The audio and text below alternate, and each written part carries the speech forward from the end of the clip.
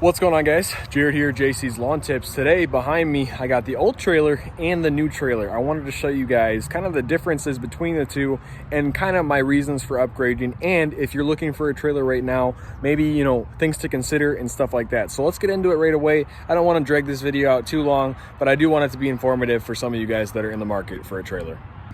All right, so this is the tow beast here, 2012 F350. Okay, this is my old trailer here. This is a 7x14 enclosed. This trailer I've had for 3 years. I bought it used and it's been absolutely great. We got the side door there. I want you to pay attention to something. See how this screws on the exterior? Newer trailers, you can get them without screws.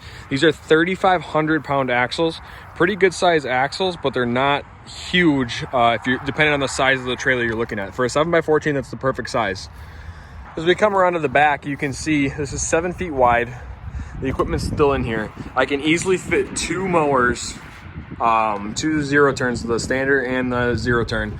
I don't know if I could fit 2 full-size zero turns in here. It'd probably be pretty tight, but I can fit this, and I can even fit a push mower in the back if I tighten it up a little bit here. Trimmer racks there. I had some attachments up there. I had 2 shelves up there. I already took one down because it was falling apart, and this trailer is already sold and going on to a new owner. So I'm kind of cleaning it out for the new one, but I did want to show you. I had some stuff hung up on the wall. That's where the spare tire was. Here's where the blowers went. So definitely a ton of space. So if you're starting out or you run 1 or 2 mowers, I would recommend going with a 14 or a 16, probably the 16 right off the bat, to be completely frank with you guys. So that's what I would recommend, 7x16 at a minimum. But honestly, what I would go for is I'd go for wider, because what you'll see, this is a 52.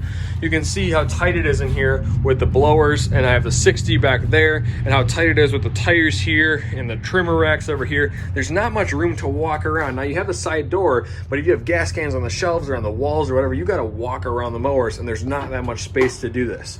So that's kind of what I needed the room for, was not so much being able to walk around, but the 460 with the bagging system, I can't run that mower in this trailer. I had to use the dump trailer, and it was just not efficient at all.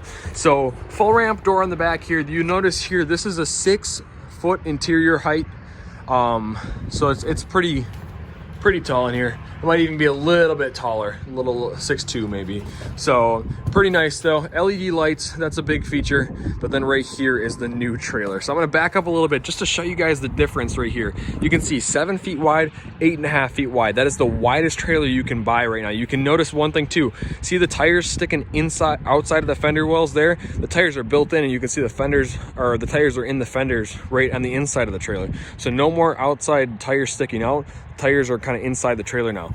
So I want to show you guys on the outside before we go in here though, is pay attention to, look at all these screws on the outside. So I know I mentioned this before, and this is something that's kind of, I guess you could say, older when it comes to trailers. You don't see too much of this anymore. You'll see screws on the seams, which would be called semi-screwless. And then you can go with what I did, and you can get completely screwless. So the reason I went with completely screwless is because I want to get this graphic up. And the people that did the graphics, dude, they don't want to mess around with all these little screws, taking them out or cutting for around them and all that. And I think it just looks cleaner, because over time, what'll happen, these screws will rust and you'll see streaks going down here, or they'll loosen up and start backing out. So basically what they use is they use aircraft glue to glue these together. So showing you guys the new trailer, what to expect. Look at how much more width we have going in here. We have a full width ramp. We have a transition flap, which compared to that one does not have a transition flap. I built one, it didn't last. That's okay, no big deal. So that transition flap is definitely not a deal breaker. But let's take a look at some of the other things that are on this trailer. So you'll notice right here, if you can just barely see, that the last 3 feet or so of this trailer kind of goes up on an angle. They call this a beaver tail. So these 8.5 foot wide trailers are really designed for like car hauling basically. And so if you have a low car, the bottom won't scrape out. So how this benefits, landscapers or guys that do mowing and whatever, you don't necessarily have to raise your deck all the way, or maybe you didn't to begin with, but it's just a smoother transition, less, likely to hit anything there. But yeah, this one came standard with D-rings in the back there and the front. I upgraded to 16-inch on-center walls. So these ceilings might not be 16-inch on-center, but the walls and the floor are. It's 3/8 wall like sheeting here, and this is really, really thin stuff here, super thin. So whenever you hang stuff on these walls, you're going to want to find these metal studs. And the stud is not necessarily where this is. It's usually next to it on each side. It's like a V shape.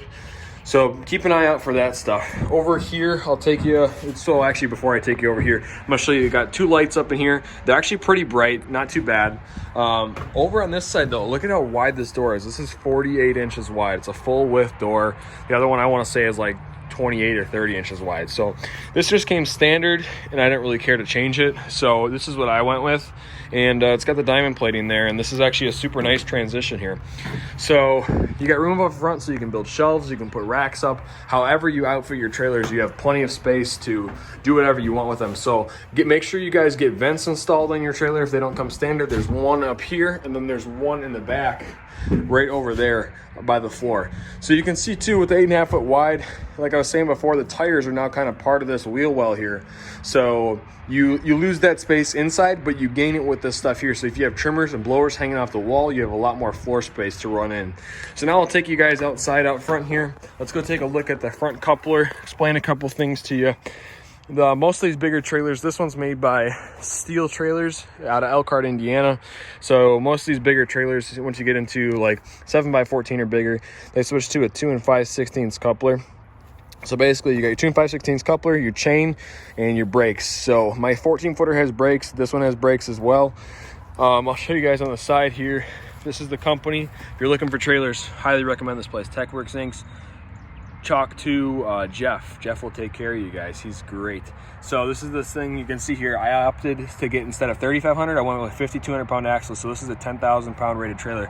So technically I can put 10,000 pounds of cargo in the back, in this trailer. So you can see, look at how much cleaner this looks without the screws on the side. You have the rock guard. Now you're gonna say, Jared, what about all those screws there? I couldn't get rid of those. So not a big deal. I'm just happy it's not anywhere in here. Of course, there's gonna be screws along the trim and whatnot. But notice here, all LED lights, no more having to replace halogen bulbs and stuff like that, because I've had to do that before. It's little things like that that will make your life easier. So just imagine this now, a rolling billboard going down the road. One thing to consider though with the wider trailer is it's gonna stick out farther than the truck. 7x14, the tires will, but now you have the whole trailer sticking out farther. So you gotta make sure you're driving in the center of the lane for sure. So this is what this thing looks like. There's the side of the old one there. Like I say, just even side-by-side comparison, look at the screws there, no screws there. They consider the screwless. It's not seamless because you can still see the seams, but it's a little bit cleaner in my opinion over this. You can see this ramp is a little bit longer because the trailer is a little bit taller. They both have dual latches on each side. I was happy to see the same nice clear lights. The clear lights are easier to see during the day. Third brake light up there, clearance lights. And yeah, guys, this is basically what to expect, what to look for in trailers when you're looking at them. So 7x14, 8.5x18, both are good trailers, but one or the other is gonna work better for you and your company. For me, I could still run this trailer for a couple of years. It's just gonna be nice to have the extra space, a little bit more room to breathe, a little bit more room to work. It's super helpful in helping us be more efficient during the week. A little bit more of a beast to tow. You're gonna get a little bit less miles to the gallon, but that's kind of what you opt for over efficiency. So if you guys like these kind of videos, let me know. We can make more of them here in the future. If you guys are new to the channel, if you wouldn't mind hitting that subscribe button, that'd be awesome. Super appreciate that. Drop a like on this video. And if you haven't seen the new video of the walk around to the trailer, which I kind of already did, but go check out that video. Check out some of the other videos on the channel. And guys, we will see you in the next one. You guys have a great one. We'll talk to you later.